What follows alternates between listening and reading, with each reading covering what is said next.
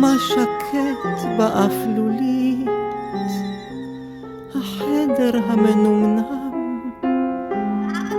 כל ציוץ עכבר מורעב, השמשות כהות,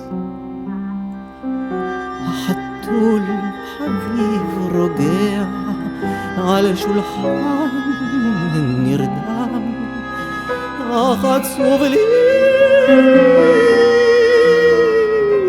עצוב לי עד כדי כרסום האצבעות.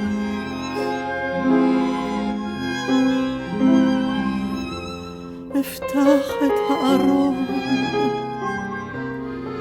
ולתוכו אשכח, צוללים ראשי ידיי אל תוך מחבו סגור, בדי מוסלין ומשי יקדמוני בנשיקה,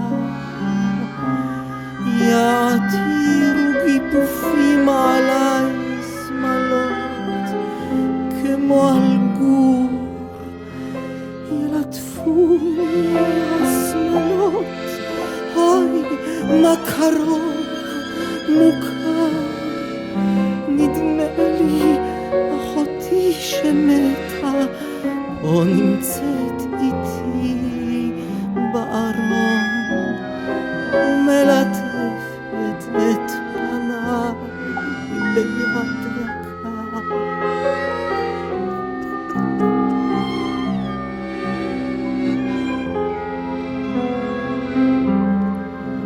כך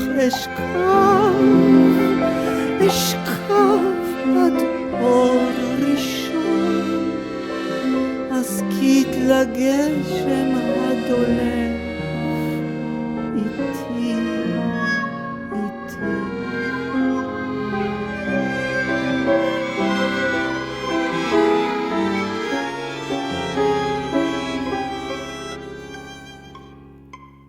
הנה דופק ביד רזה